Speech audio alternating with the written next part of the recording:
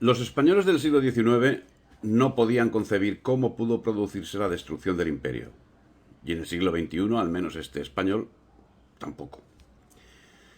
A finales del siglo XVIII, Francisco de Miranda estaba en Londres y ahí creó la primera asociación secreta denominada Gran Reunión Americana, que llevaría a cabo una frenética actuación captando e iniciando a un importante número de personas que serían significativas en el desarrollo de los procesos separatistas americanos.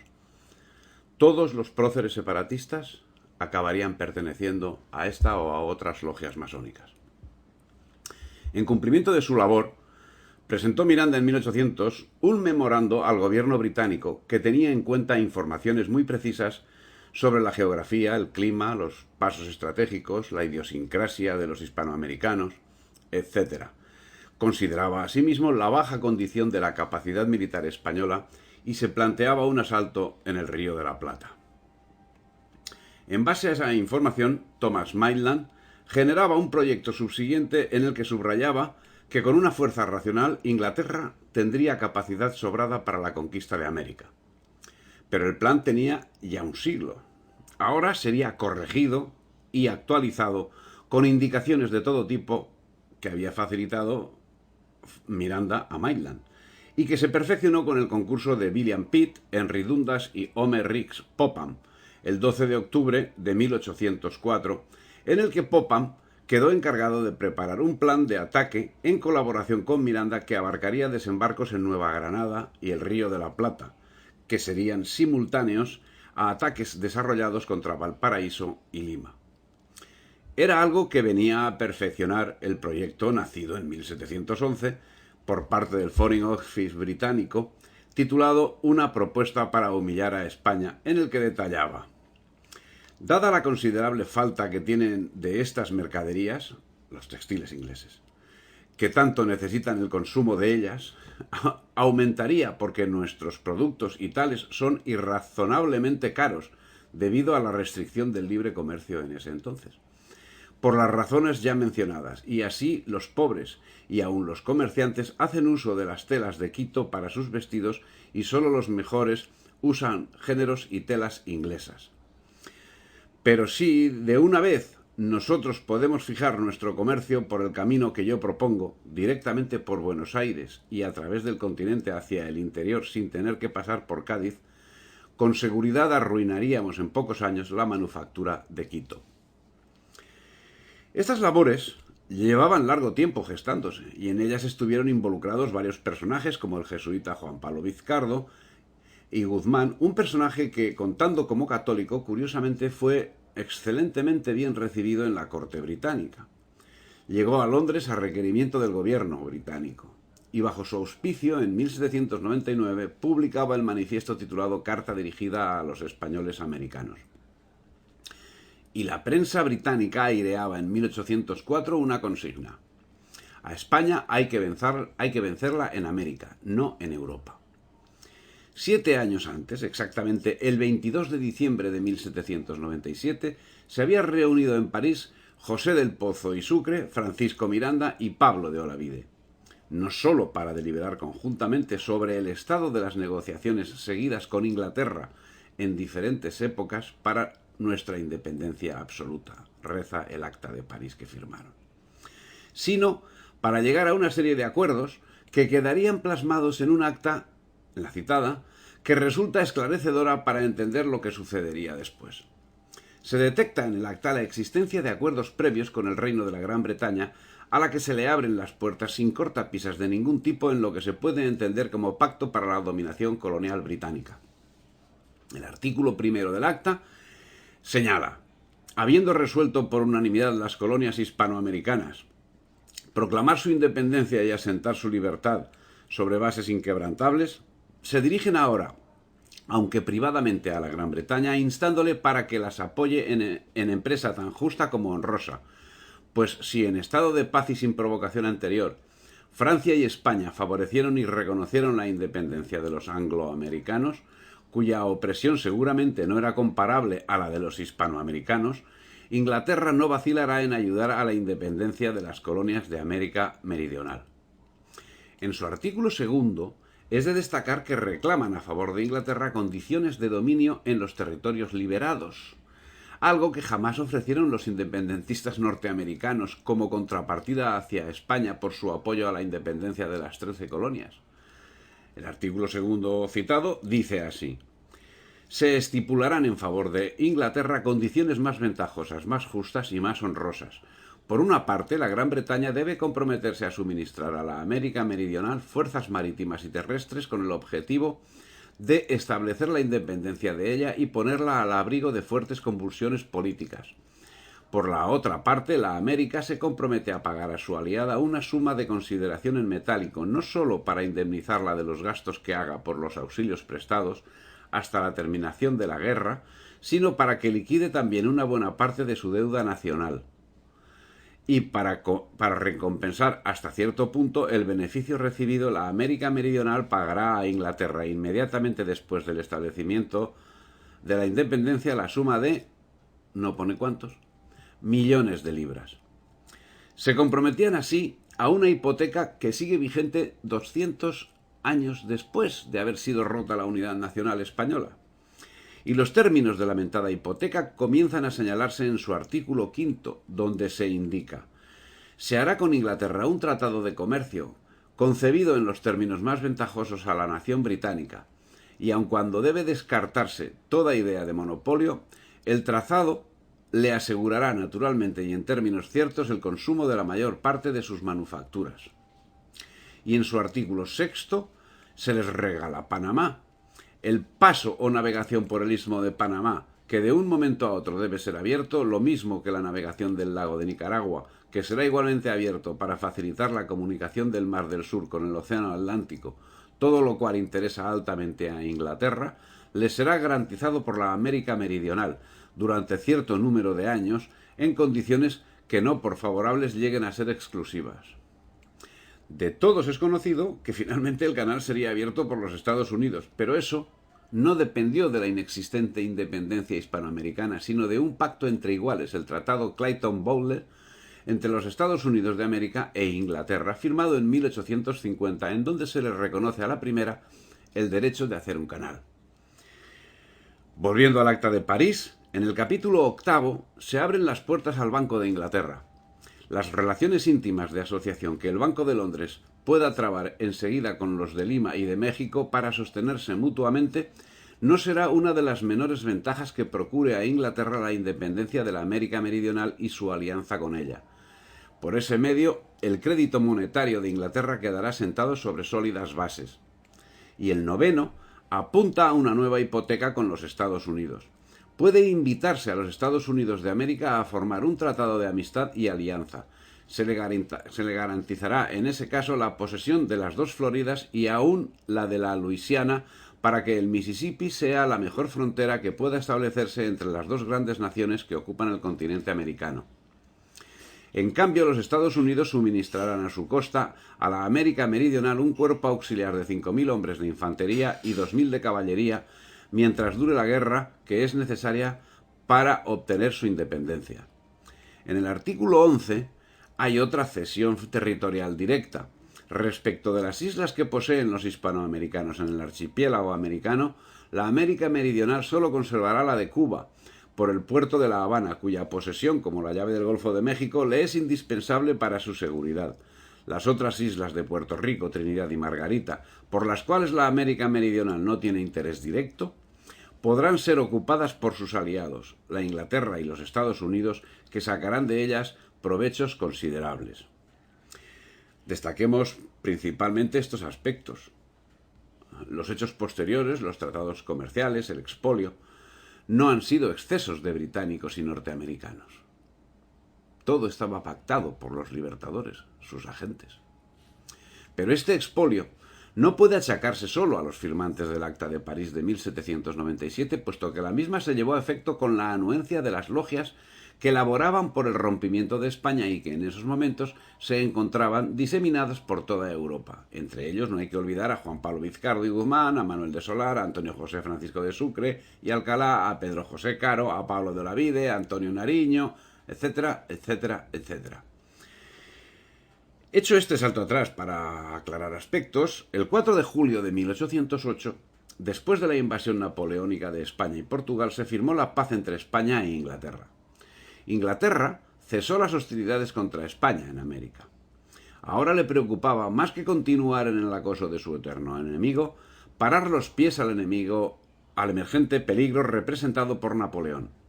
Así, el ejército que se había formado para invadir Hispanoamérica fue derivado a la península para ayudar a la resistencia portuguesa y española.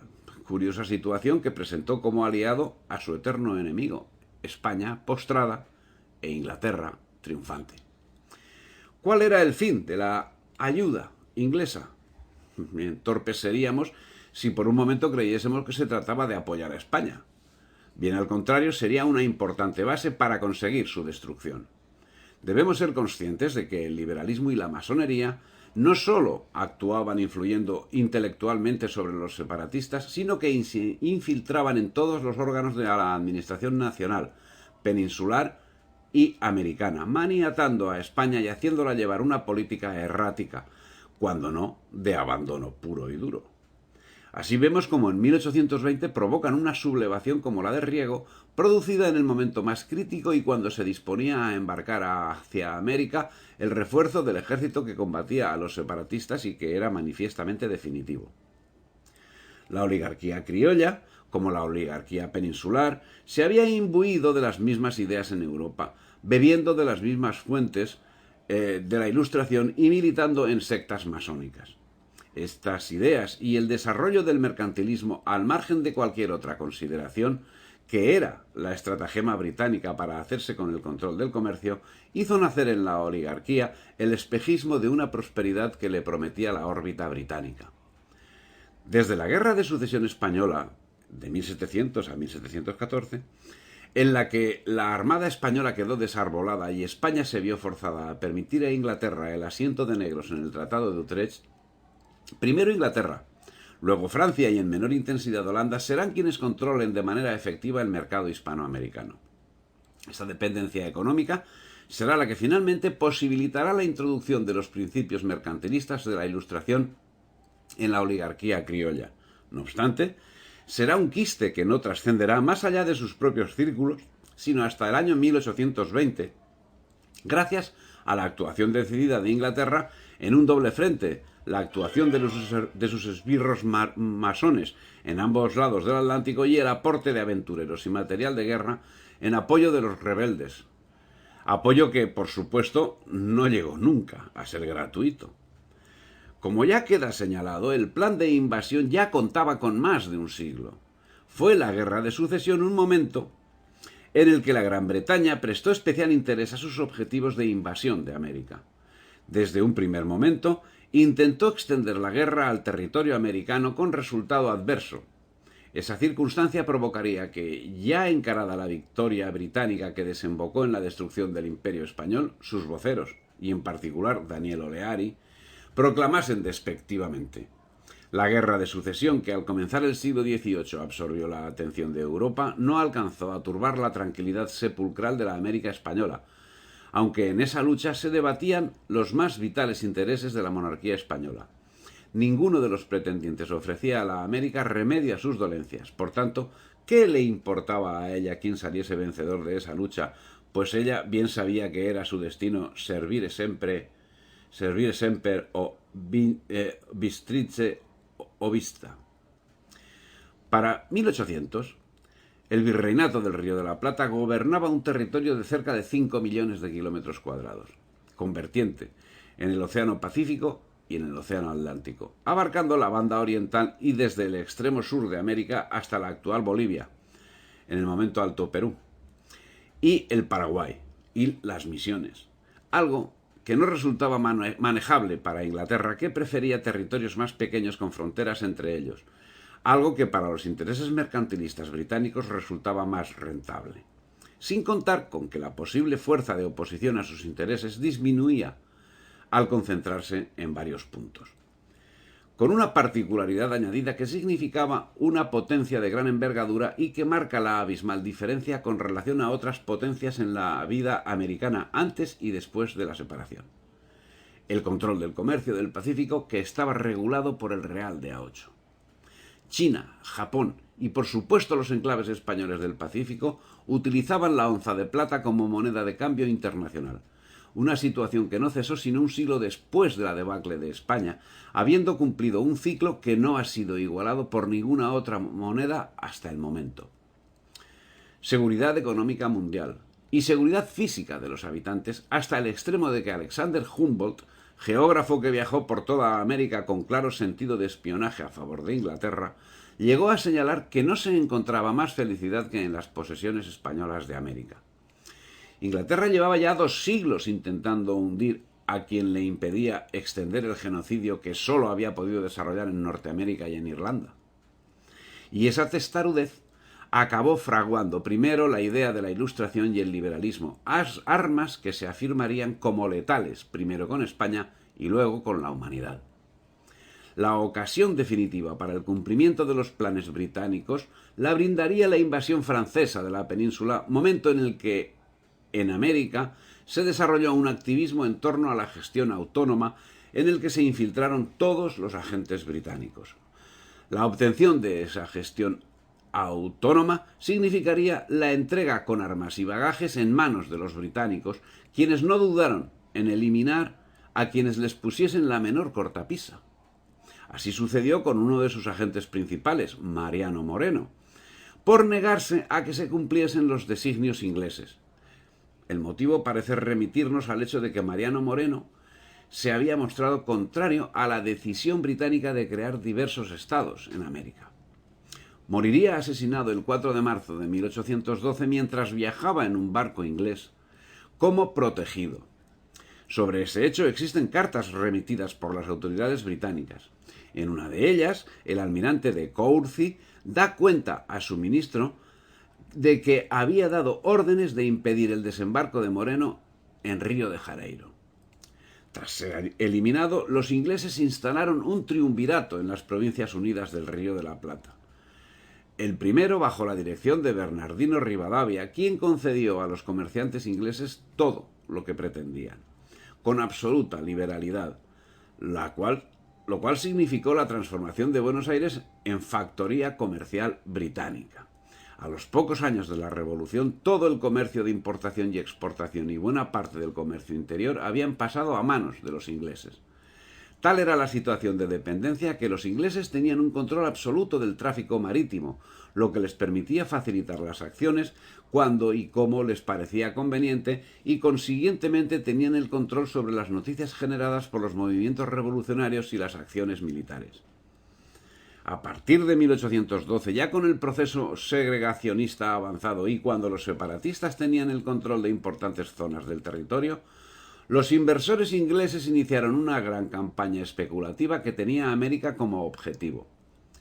Constituyeron compañías para la explotación minera, transporte naviero, representación comercial y financiera y concedieron grandes empréstitos a los libertadores, que finalmente serían liquidados con los tesoros de los virreinatos, con cuyos fondos, además, concederían nuevos empréstitos a los nuevos entes políticos, empréstitos que sumirían a toda América en una deuda externa que había devenido en deuda eterna. Y realmente son geniales, y lo hicieron fabuloso, lo hicieron con sus propios fondos, con los propios fondos de los endeudados. Sumamente inteligentes. El colonialismo inglés dejó de lado la toma militar del terreno para llevar a cabo la misma función, pero con un ejército de mercaderes que serían quienes financiarían a los agentes ideológicamente captados, facilitándoles todo tipo de medios, incluidos los militares, para que les allanasen el terreno. Los libertadores, de entre los que destacaremos a Miranda y a Bolívar, no ocultaban ni la dependencia política ni la dependencia económica de Inglaterra.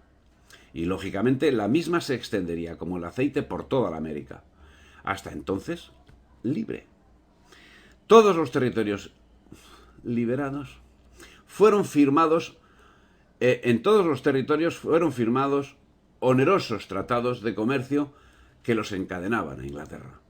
Esa actitud subrepticia evidentemente fue para Inglaterra mucho más fructífera que el plan desarrollado a principios del 18 para humillar a España y cuyo cumplimiento le resultó fallido en 1806 y en 1807.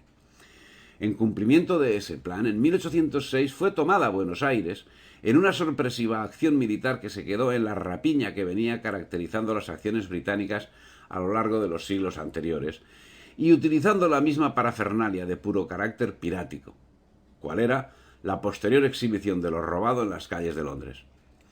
En 1807, una nueva expedición inglesa conquistó Montevideo y fue rechazada en Buenos Aires, y un año después, en 1808, ¡oh milagro!, Inglaterra se aliaba con España en la lucha contra Napoleón.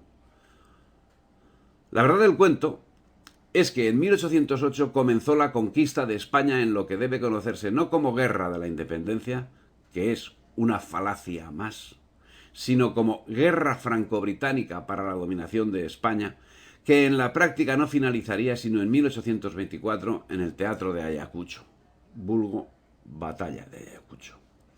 En todo ese teatro, y no solo en el de Ayacucho, sino desde 1808 y hasta hoy mismo, 2022, con especial significación en 1898 y todo el siglo XIX, la función no hubiese sido posible sin la actuación estelar de la monarquía y de la clase política españolas, que se convirtieron de hecho en la quinta columna de Inglaterra dentro de España.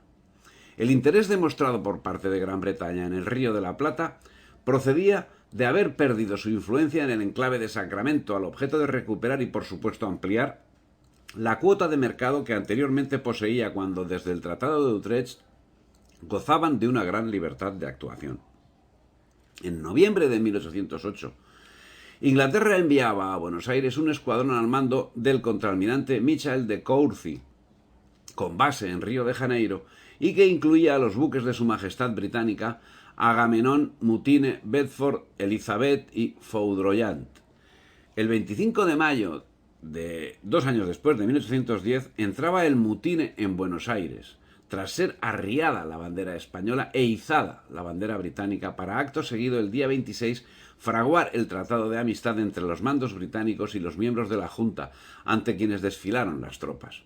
Pocos días antes había atracado en Buenos Aires la fragata John Parish, que había arribado a Montevideo el 14 de mayo, procedente de Cádiz y Gibraltar, desde donde había salido a mediados de marzo, y el buque de guerra Mistletoe, que entró el 14 de mayo procedente de Río de Janeiro, y la fragata Venerable, llegada a Buenos Aires el 18 de mayo. Era una toma militar en toda regla. Pero esto no representaba más que uno de los primeros pasos en el Plan Maitland, que tenía como objetivo crear 3 países. Finalmente entenderían que el número debía multiplicarse, que se ignorasen entre ellos, lo que posibilitaría la paralización de los principales sectores de la producción. Nacería la necesidad de un comercio internacional entre ellos, que sería controlado por Inglaterra, lógicamente, y se rompería el comercio con lo que quedaba de España. Todo estaba calculado con exactitud milimétrica y fue ejecutado con exquisita fidelidad. El comercio giraría en torno a Inglaterra. Entre 1808 y 1811, en efecto, aproximadamente un tercio del total de las exportaciones británicas se destinó a Hispanoamérica. Las exportaciones británicas y de paso el expolio de todo cuanto encontraban a su paso, por ejemplo la toma de Potosí, que en 1810 fue llevada a cabo por Pueyrredón, asistido por el agente británico Paroissien, a quien pagó los servicios con el tesoro allí existente y con la recomendación dada a los agentes británicos miembros del llamado primer triunvirato, cual era el otorgamiento de la ciudadanía para el agente inglés, recomendación unánimemente aceptada por la Asamblea del año 1813. La Junta de Buenos Aires firmaba sus comunicados conjuntamente con el capitán de la Armada Británica Mark Buffield, a quien el gobierno autorizaba para que introdujese sin derecho alguno en valor de la fábrica 100.000 pesos de géneros y extraiga otros tantos en frutos del país igualmente libres. El 1 de abril de 1812, Luis de Onís, embajador de España en los Estados Unidos, comunicaba al virrey de la Nueva España, Francisco Javier Venegas, que Estados Unidos se mostraba hostil a España y pretendía extenderse hacia el río Bravo. Pero esa hostilidad no quedaría demostrada solo al norte. también acudieron al sur, los gringos, los suseños, en apoyo de Bolívar y para llevar a cabo actos de terrorismo. Alejandro Macaulay, a la limón con Pedro Montúfar, hermano del marqués de Selvalegre, infligió una feroz persecución sobre Pasto y Barbacoas, donde la política de tierra quemada conoció sus más grandes expresiones. El 23 de enero de 1813 sería fusilado en Pasto. Por su parte, la actuación de Gran Bretaña variaba conforme a sus conveniencias, algunas de las cuales son de difícil comprensión, como por ejemplo lo sucedido en 1825, cuando tras haber reconocido en 1820 a la Gran Colombia, y a pesar de que el Foreign Office se había entusiasmado ante la creación de lo que en principio se presentaba como la primera república que se separaba de España, en 5 años se procuraba su descomposición. La Royal Navy incluso participó en ella. Quizá, solo quizá, la razón sería la actuación que tenía previsto realizar en la Guayana y que culminó en 1831 cuando la consolidó como colonia. El río revuelto no cejó en el suministro de piezas para los codiciosos pescadores. Así, con la independencia, el Perú abrió sus puertos a Inglaterra y a todas las potencias del mundo que fuesen sumisas a Inglaterra. No era pequeño el trato, pues hasta ese momento las mercancías británicas entraban en Perú tras haber atravesado el estrecho de Magallanes. Ahora los barcos se ahorrarían unas cuantas millas. A partir de ese momento el comercio marítimo estaría monopolizado por Inglaterra, teniendo cierta cuota menor Estados Unidos y Francia. Quedaba cerrado un proceso que había comenzado en la segunda mitad del siglo XVIII, la dominación efectiva de España por parte de Inglaterra.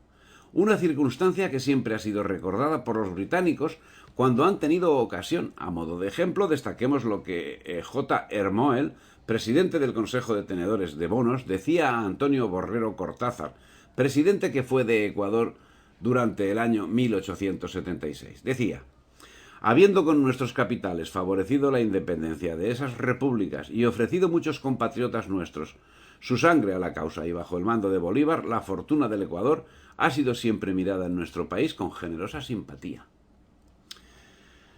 Conseguidos ya todos los objetivos militares británicos, tocaba consolidar otros aspectos. Así, en Panamá, al amparo de la crisis nacida como consecuencia del enfrentamiento entre Bolívar y Santander, en un acta de 16 de septiembre de 1826, los mercaderes ismeños plasmaron su proyecto, que decía: no importa cómo se resuelva el problema político en Colombia, siempre que ambas partes coincidan en convertir al Istmo en un país hanseático.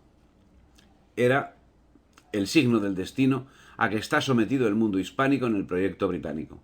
La absoluta disolución hasta las últimas consecuencias y siempre que conlleve el sometimiento a los intereses ingleses. Un nuevo estatuto colonial bajo la forma de protectorado en el que los ingleses son los guardianes, en principio, de la economía y de ahí, de todos y cada uno de los ámbitos de la vida, hasta la imposición de su música, de su comida basura, de sus vicios y, últimamente, de su idioma. En resumen, resulta un hecho incuestionable que la separación de América y su fragmentación fue conseguida por ejércitos extranjeros, muy especialmente británicos, con el objetivo de desmembrar y conquistar España y convertirla en proveedor de materias primas, objetivo que cumplió a plena satisfacción. Que este hecho acabó con la prosperidad y la libertad de un continente que había sido tierra de promisión, próspera y rica, y ahora en el siglo XXI es referencia de miseria y tercermundismo, y que no deparó mejor porvenir a la España peninsular, convertida en factoría inglesa y comparsa de sus actuaciones.